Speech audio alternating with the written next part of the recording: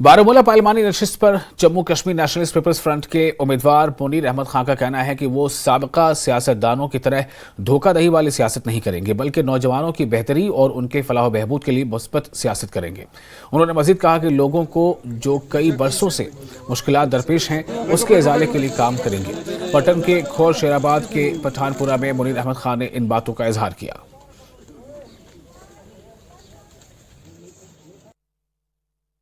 70 साल के बाद भी अगर वो लोगों के पास नए नए हरबे और नए नए मंशूर लेके आते हैं तो वो इस चीज़ के अलावा कुछ नहीं है कि वो हमें फिर से एक बार बेवकूफ़ बना रहे हैं। ठीक है, और मैं जो आज दिन में बता रहा हूँ आपको, दिन में कई बार मैंने बाइट्स जो दे दी, उसमें भी मैंने एक ही बात कही कि जब तक हमारा जो यूथ है, जिसकी मैं बात हमेशा कर रहा हूँ कि जो 65 से 70% का एक पॉपुलेशन का एक हिस्सा है, जब तक हम उनको अपने साथ इस पॉलिटिकल सिस्टम में प्रॉपरली साथ लेके नहीं चलेंगे, तब तक कोई तरक्की, तब तक कोई अमन, तब तक कोई ऐसी मजबूत चीज़ हम नहीं ला सकते जिससे आगे का मुस्तकबिल हम संवार सकें। कि मेरी प्रायोरिटी तो खाली जेलों में से बाहर निकालने वाले लोगों की नहीं रहेगी, बल्कि जेलों में जो लोग बंद हैं उनकी तादाद तो मैं कहता हूँ कि लाख के अंदर ही है, लेकिन जो बाहर हमारे जवान हैं आज की डेट में, जो 2000 में किसी ने पत्थर मारा है या 1991 में किसी ने हथियार उठाया था, आज उसे एक्स मिलिटेंट का टैग दिया गया है। आजकल वो सोसाइटी में एक जी इज़्ज़त शहरी है, आजकल उसकी भी बेटियां बड़ी हो गई है, आजकल उसे भी सोसाइटी में जीना पड़ रहा है। लेकिन आज की डेट में वो 50-55 साल का होने के बावजूद भी उसको जब पार्लियामेंट का इलेक्शन होता है या हमारे मुल्क का प्रधानमंत्री यहाँ आता है, उसको रात थाने में गुजारनी पड़ती है, जेल में गुजारनी पड़ती है। वो भी एक बड़ा इशू है हमारा। अंदर जो 60,000 लोग हैं वो तो चलो 60,000 है, लेकिन जो बाहर की तादाद है वो कम से कम 4 लाख लोग हैं। Jammu Kashmir peoples democratic party के जनरल सेक्रेटरी और इंचार्ज खित्ता जनाब इम्तियाज अहमद शाह ने जिला रामबन के परनोट इलाके का दौरा किया और मुतासिरीन से मुलाकात की। उनके हमरा फिरदौस अहमद टाक समेत दीगर लीडरान ने भी मुतासर इलाके का दौरा किया और सूरत हाल का जायजा लिया। इस दौरान उन्होंने मुतासिरीन के साथ मुलाकात की और उन्हें यकीन दहानी कराई कि PDP इस मुसीबत की घड़ी में उनके साथ है। इस मौके पर उन्होंने पार्टी वर्करों की जानिब से फौरी इमदाद के तौर पर 1 लाख रुपये रकम भी मुतासिरीन में तकसीम की। इम्तियाज शाह ने जम्मू कश्मीर इंतजामिया से गुजारिश की है कि वो जल्द अज जल्द इन मुतासिरीन के लिए माकूल ज़मीन फराहम करके इनके नुकसान का मुआवजा देकर दोबारा इन्हें बसाने के लिए इक़दाम करें। वहीं उन्होंने जिला इंतजामिया का शुक्रिया भी अदा किया।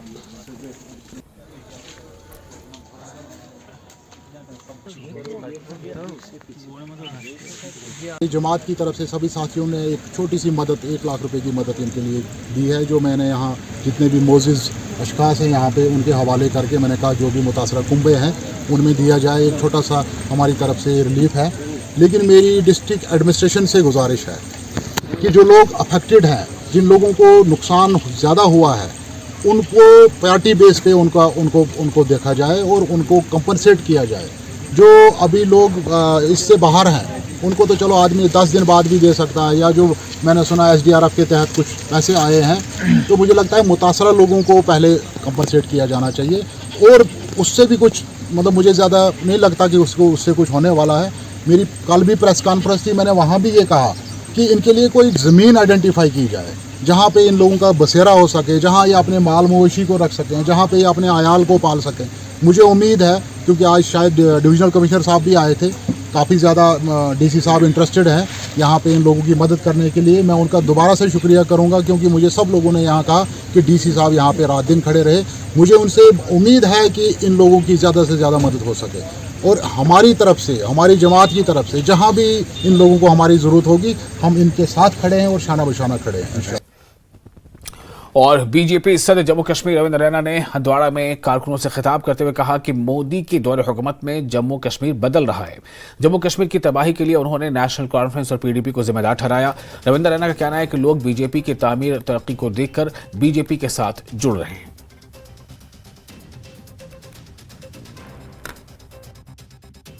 श्रीनगर पार्लियामेंट सीट हो या बारामूला की जो पार्लियामेंट सीट है, भारतीय जनता पार्टी का मजबूत तरीन वजूद आज वादी कश्मीर के अंदर है। और मैं पूरे यकीन के साथ कहता हूं कि भारतीय जनता पार्टी जिस तेज़ी के साथ वादी कश्मीर के लोगों का दिल जीत रही है, जो गरीबों, मस्कीनों, मजलूमों, यतीमों और बेसहारा लोगों की खिदमत हमारी हुकूमत ने की है।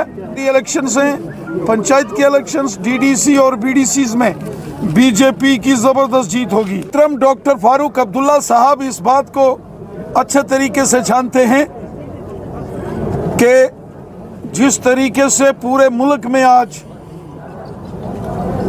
मोदी साहब की और बीजेपी की जबरदस्त लहर है, फिर तीसरी बार मोदी साहब मुल्क के प्राइम मिनिस्टर बनेंगे, वजीर आजम बनेंगे, क्योंकि पूरे मुल्क की आवाम की उनको सपोर्ट है।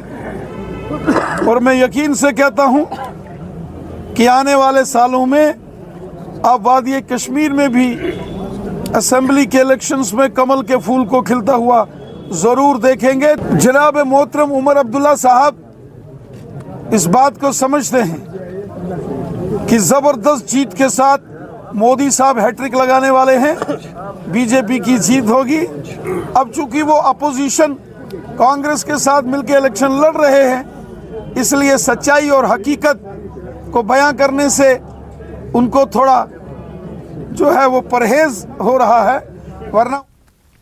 और जम्मू कश्मीर कांग्रेस के सदर वकार असलवानी ने दावा किया है कि इंडिया अलायंस को कश्मीर की तीनों नशिस्तों पर लोगों की मुकम्मल हिमायत हासिल है। वो जम्मू में पार्टी की एक तकरीब के मौके पर न्यूज़ 18 से बात कर रहे थे। ले लोकसभा हल्के पर उम्मीदवारों की उलझन के बारे में एक सवाल का जवाब देते हुए वकार असलवानी ने कहा कि पार्टी हाईकमान की तरफ से नामजद उम्मीदवार हतमी है और इत्तेहादी शराकतदार इसकी हिमायत करेंगे। कश्मीर के चुनाव होने वाले हैं लोकसभा, क्या उम्मीदें हैं, किस तरह का रिस्पांस लोगों से मिल रहा है? बहुत अच्छा है। मुझे नहीं लगता है कि किसी भी सीट पे हमें ज़्यादा मुकाबला है। उमर साहब हो, अगर रूहुल्ला साहब हो, क्योंकि मैं परसों रजौरी भी गया, थाना मंडी में, मतलब भयंकर भीड़ थी दोनों जगह पे। एक बहुत बड़ी वेव है लोगों की जो इंडिया अलायंस के कैंडिडेट है नेशनल कॉन्फ्रेंस के, और कांग्रेस की भी वैसी ही थी यहाँ पे जम्मू और उधमपुर में। और मुझे यकीन है लद्दाख लेके हम 6 की 6 सीटें जीतेंगे। लद्दाख की अगर बात करेंगे तो वहां पर करगिल से एक कैंडिडेट को उतारा गया था, फिर लेह से दूसरे कैंडिडेट को उतारा गया, तो क्या आपको नहीं लगता कि कंफ्यूजन पैदा हो गया है वहां?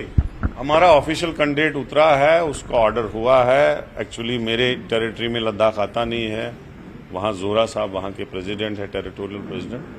लेकिन जो ऑल इंडिया कांग्रेस कमेटी का मैंडेट है वो हम, क्योंकि हमको भी वहीं से मेल आते हैं, वो रात को मिला हुआ है, वो ऑर्डर आप देखेंगे। और नेशनल कॉन्फ्रेंस के उमर अब्दुल्ला साहब ने भी कल जलसे के बाद प्रेस कॉन्फ्रेंस में क्लियर किया कि हमारा नेशनल कॉन्फ्रेंस का सपोर्ट इंडिया अलायंस के कांग्रेस के मैंडेट दिए हुए कैंडिडेट को होगा, तो इंशाल्लाह वही जीतेगा। Thank you. बीजेपी कहीं पे नहीं लड़ रही है 3 सीटों की अगर बात करेंगे, लेकिन बीजेपी का ये कहना है कि जिस उम्मीदवार को उनका आशीर्वाद होगा वही जीतेगा। कितना बड़ा मुकाबला समझते हैं फिर जब ये सारी पार्टियां आप इंडिया अलायंस के खिलाफ लड़ रही? उनका जो कैंडिडेट यहाँ जतेंद्र सिंह जी था, जुगल किशोर जी था, उनको आशीर्वाद देने के लिए 3 बार मोदी जी आए, अमित शाह जी आए, योगी जी आए, राजनाथ सिंह जी आए, अनुराग ठाकुर जी आए, शहनवाज हुसैन साहब आए।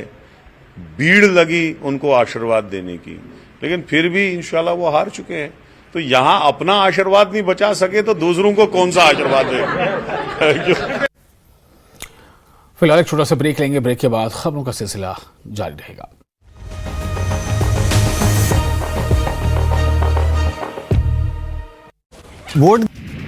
रायपुर में मकान में लगी भीषण आग, कबीर नगर के अविनाश आशियाना में आग, शॉर्ट सर्किट से आग लगने की आशंका, दमकल विभाग ने आग पर पाया काबू। कोरबा में चरित्र शंका में पति ने ली पत्नी की जान, पति ने कुदाली से की पत्नी की हत्या, पुलिस ने आरोपी पति को किया गिरफ्तार।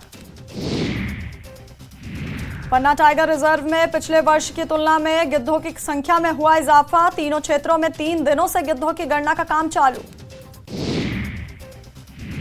भिंड के लहार में बदमाशों का तांडव, 1 दर्जन से ज्यादा बदमाशों ने गाड़ी में की तोड़फोड़, गाड़ी चालक पर लाठी डंडों से किया हमला। पन्ना में शराब के नशे में बस की छत से गिरा हेल्पर, बस की छत पर बैठकर हेल्पर पी रहा था शराब, हादसे में हेल्पर की मौत। सऊदी अरब में भारी बारिश ने मचाया कोहराम, समंदर में तब्दील हुई सड़कें, इमारतों में घुसा बाढ़ का पानी। बाढ़ के हालात की वजह से स्कूलों की छुट्टी का ऐलान।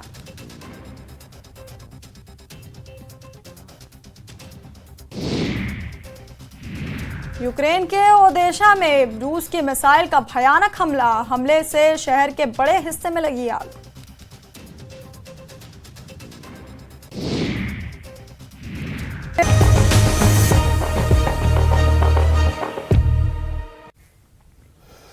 ब्रेक के बाद एक बार फिर आपका स्वागत है। सीईओ जम्मू कश्मीर पीके पोले ने बारामूला पार्लिमानी हल्के का दौरा किया। उन्होंने इंतखाबात से मुतालिक तमाम इंतजामात का जायजा लिया।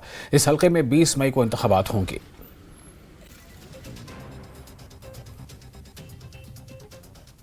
है इलेक्शन की तैयारियां काफ़ी फाइनल टच उसको दिया जा रहा है।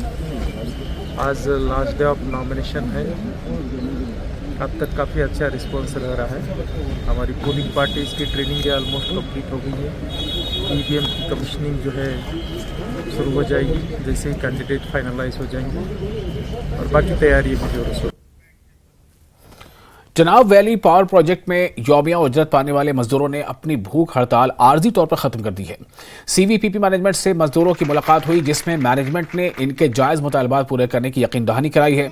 मैनेजमेंट के मुताबिक इंतखाबी ज़ाब्ता अखलाक खत्म होने के बाद मजदूरों के मुतालबात आला ओहदेदारों के सामने रखे जाएंगे। उधर मजदूरों ने 30 जून तक मुतालबात पूरे न होने की सूरत में 1 जुलाई से भूख हड़ताल फिर से जाने की धमकी दे दी है। 23 अप्रैल से ये मजदूर भूख हड़ताल पर थे। पिछले 10 दिन से जो है हमारी स्ट्राइक चल रही थी और 4 दिन से मैं हंगर स्ट्राइक पे था। और रात को जो है लेट नाइट मैनेजमेंट के साथ एक हमारी मीटिंग हुई। उसमें जो है मैनेजमेंट ने हमारी मांगे 1-2 मांगे जो है पूरी कर दी हैं, बोनस और ओवर टाइम। और बाकी जो है हमारी 30% की डिमांड थी। मैनेजमेंट ने कोड ऑफ कंडक्ट का हवाला दिया उस चिट्ठी में कि 4 तारीख तक कोड ऑफ कंडक्ट है, उसके बाद जो है आपकी डिमांडों को माना जाएगा। तो इसलिए जो है हमने स्ट्राइक को 30 जून तक पोस्टपोन कर दिया है।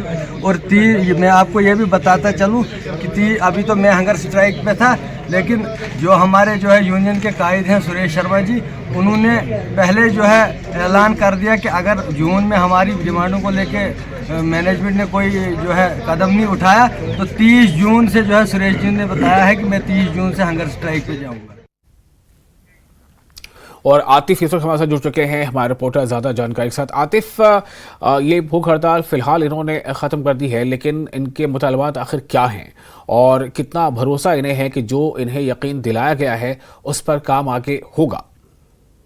जी बिल्कुल विशाल, देखिए ये जो स्ट्राइक है ये 23 अप्रैल से इन जो डेलीवेजर्स है, जो चिनाब वैली पावर प्रोजेक्ट में जितने भी डेलीवेजर काम कर रहे हैं किश्तवाड़ में, ये जो स्ट्राइक है 23 अप्रैल से इन्होंने अपनी डिमांड्स को लेकर स्ट्राइक शुरू की थी। लेकिन जो सीवीपीपी मैनेजमेंट है, जब इनकी डिमांड नहीं सुनी गई तो ये स्ट्राइक जो है हंगर स्ट्राइक में तब्दील हुई और 4 दिन तक ये हंगर स्ट्राइक रही। जो इनके प्रेसिडेंट है एजाज हुसैन, डेलीवेजर जो एनएचपीसी प्रेसिडेंट है किश्तवाड़ के, और उनके साथ कई जो डेलीवेजर्स हैं उन्होंने इनके साथ मिलकर हंगर स्ट्राइक जो शुरू की। और उसके बाद कई पॉलिटिकल पार्टी के जो किश्तवाड़ में है उनकी सपोर्ट में वो आए और इनके फुल सपोर्ट इनसे की। और अगर कल देखा जाए जो सीवीपीपी मैनेजमेंट है इनके साथ जो डेलीवेजर्स इनके साथ एक मीटिंग की और इन्हें यकीन दिलाया कि इनकी जो भी डिमांड्स है वो मॉडल कोड ऑफ कंडक्ट के बाद वो सीवीपीपी मैनेजमेंट अपने हायर अथॉरिटीज के साथ डिस्कस करेगी और जो भी जेन्युइन डिमांड है वो सुनी जाएगी। इनकी जो डिमांड्स है खासकर अगर देखा जाए रेगुलाइजेशन है, इम्प्लीमेंटेशन ऑफ पीएसआर यानी प्रोजेक्ट शेड्यूल रेट, और इम्प्लीमेंटेशन ऑफ 30% वेजेस जो है वो बढ़ाई जाए। हालांकि कई बार इन डेलीवेजर्स का कहना, कई बार इन्होंने अपने मुतालबात को लेकर इन जो सीवीपीपी मैनेजमेंट है इनके साथ रखी है, लेकिन आज तक इनकी कोई भी डिमांड सुनी नहीं गई। ये डेलीवेजर्स जो है ये तकरीबन 10 से 12 साल इन्हें इन सीवीपीपी प्रोजेक्ट्स में काम किया है, लेकिन आज तक इन्हें अपनी डिमांड्स जो है वो सुनी नहीं गई। हालांकि वहीं दूसरी तरफ इन्होंने कल इस हंगर स्ट्राइक को होल्ड पे रखा है। इनका यही कहना कि अगर 30 जून तक इनकी डिमांड जो है वो पूरी नहीं की गई तो 1 जुलाई से फिर से ये स्ट्राइक पर उतर आएंगे और तब तक जो स्ट्राइक है वो कंटिन्यू रहेगी जब तक इनकी डिमांड जो है पूरी नहीं सुनी जाएगी। जी विशाल। आतिफ, बहुत शुक्रिया आपका तमाम जानकारी के लिए। तो इन्होंने कहा है कि अगर इनकी मांगें नहीं मानी गई तो ये दोबारा हंगर स्ट्राइक करेंगे, लेकिन फिलहाल जो इन्हें भरोसा दिलाया गया इसके मुताबिक इन्होंने अपना हंगर स्ट्राइक फिलहाल खत्म कर दिया है। आगे बढ़ते सब डिवीजन रामसू में national highway authority of India की 4 लेन प्रोजेक्ट्स के तामीरी काम के दौरान निजी तामीराती कंपनियों की जानिब से इंजीनियरिंग पैरामीटर्स के खिलाफ मनमर्जी से की गई बहुत सारे काम इसमें किए गए हैं। कटाई की वजह से कागरू हसनबास रामसू में जमीन खिसकने से लोगों के मकान गिर गए हैं। कई कैनाल की अराजी धंस जाने से इसमें लगे तमाम पेड़ पौधे भी तबाह हो गए हैं। लोगों का इल्जाम है कि रामसू बानेहाल सेक्टर में तामीर कंपनियों की लापरवाही है और इसी ने तमाम इलाके को खतरे में डाल दिया है। इंतजामिया की इस जानिब कोई तवज्जो नहीं है, लोग ऐसा मानते हैं। डीडीसी काउंसलर रामसू ने कहा है कि national highway authority of India की नाकिस प्लानिंग पर एक तहकीकी रिपोर्ट बनाकर रामसू में हो रही तबाही की जिम्मेदारी आयद की जाएगी।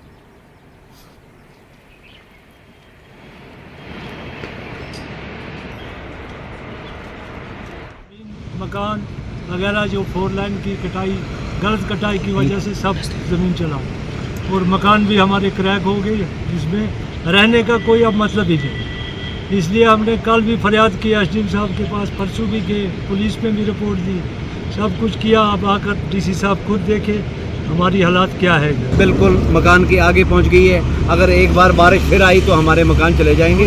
ये सब मेहरबानी कंपनियों की है। तो प्रोटेक्शन वाल नहीं दी गई थी आपको क्या? वो दिए हैं सर, वो बिल्कुल बेकार है। 3 मीटर देते हैं कि 4 मीटर, वो उससे क्या होगा?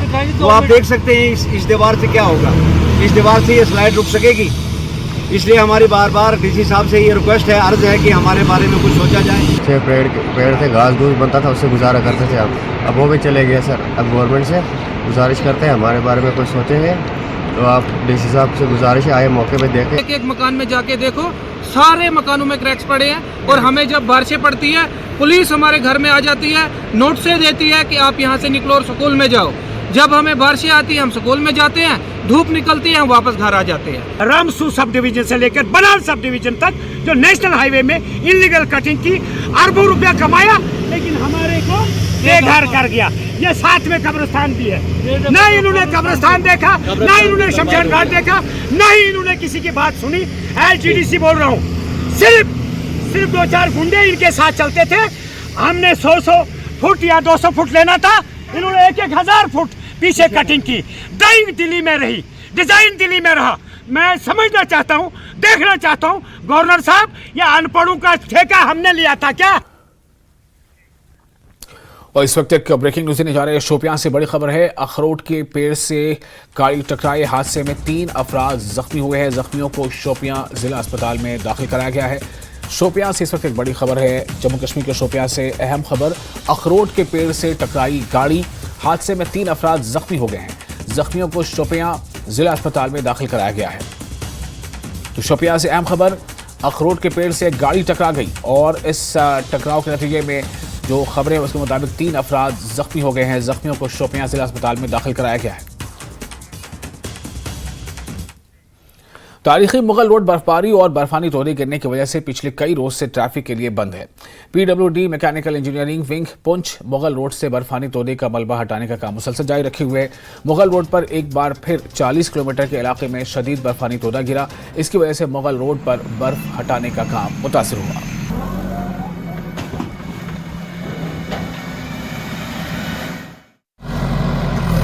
फर्स्ट को हमने ये रोड 32 किलोमीटर क्लियर करती थी। हमारी जो अवलांच कटिंग स्टार्ट की थी 40 किलोमीटर से लेके 42 किलोमीटर तक।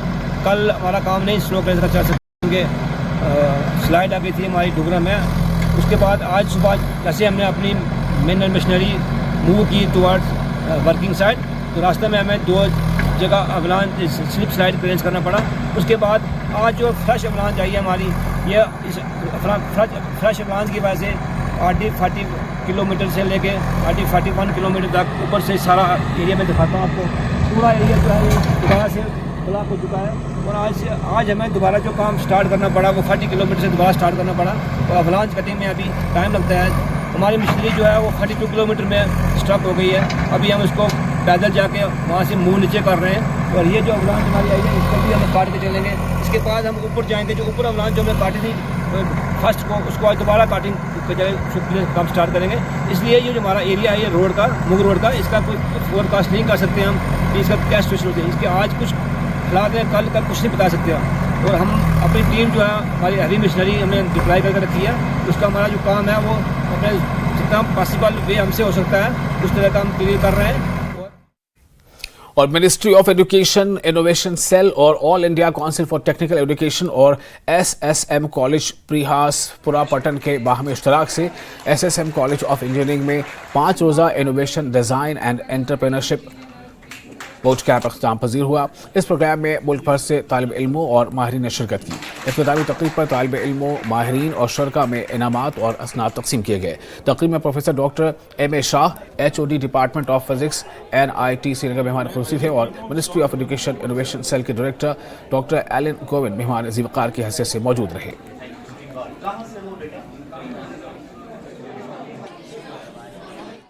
It has such a great importance which I cannot explain in so much. But this institution has been organizing these great programs, and then I have been seeing that many institutions have joined us. And then institutional students from all across the India have joined. See the importance of this program, and then see the importance of this institution which is organizing. We at NIT Srinagar, sometimes it's very difficult to organize such programs, bringing students from other parts of the country, even from the other parts of the valley. Opinions बने हुए हैं usually जो political situation है कश्मीर में, उसके basis पे कि Kashmir safe नहीं है। बट हमारी भी फैमिली की तरफ से ये था कि कश्मीर में आप जा रहे हो, क्या पता सेफ हो ना हो। बट हम जब कश्मीर विजिट किया, कैंपस पूरी तरीके से सेफ है, लोग बहुत फ्रेंडली हैं। तो ये थॉट रखना अपने दिमाग में कि कश्मीर बाहर के बच्चों के लिए सेफ नहीं है और यहाँ पर बाहर के बच्चे विजिट करके कुछ सीख नहीं सकते हैं, ये बेहद गलत है। ये थॉट को हमें निकाल देना चाहिए दिमाग से। यहाँ पे हमारा एकोमोडेशन भी बहुत अच्छा हुआ और बूट कैंप से 5 दिन के बूट कैंप से बहुत हमें कुछ सीखने को मिला। फ्यूचर के लिए बहुत हेल्प हो गया। हमारे इंटरप्रेन्योर कैसे बने, स्टार्टअप आइडिया हमने अभी पिच किया, हमारा प्रेजेंटेशन भी बहुत अच्छा हुआ। और इधर का फूड में सब अच्छा था और गरम पानी का बंदोबस्त था, सब अच्छा था। और कॉलेज का ऐसा लग रहा है हम कश्मीर में हेवन में आए हैं। जम्मू एंड कश्मीर सेफ नहीं है, पर हमने जो फील किया है कि हमें नहीं लगा कि सेफ नहीं है। बहुत अच्छा प्लेस है, नेचर के बहुत क्लोज है, कॉलेज एरिया भी अच्छा है। हमने NIT भी विजिट किया, NIT का प्लेस भी अच्छा है, सेफ है। क्योंकि हमारे इधर क्या होता है कि एक गलत फहमी है कि वो सेफ नहीं है। मैं बाहर के बच्चों को यही बताना चाहूंगा कि ये सेफ है, आप यहाँ पे सीखने के लिए और इस वक्त ब्रेकिंग न्यूज, कश्मीर में बदला मौसम का मिजाज, गुलमर्ग और कई मैदानी इलाकों में हल्की बारिश। इंतखाबी तशहीर मुहिम पर पड़ सकता है बारिश का असर। कश्मीर में मौसम का मिजाज बदल गया है और जाहिर है इसका असर जो तशहीर मुहिम उससे पड़ सकता है। गुलमर्ग और कई मैदानी इलाकों में हल्की बारिश की खबर है। इंतखाबी तशहीर मुहिम पर इसका असर पड़ सकता है।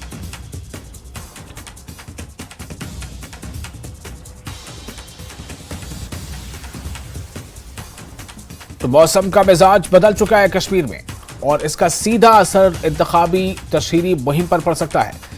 खासतौर से जो गुलमर्ग और आसपास के जो मैदानी इलाके हैं वहां हल्की बारिश की खबर है।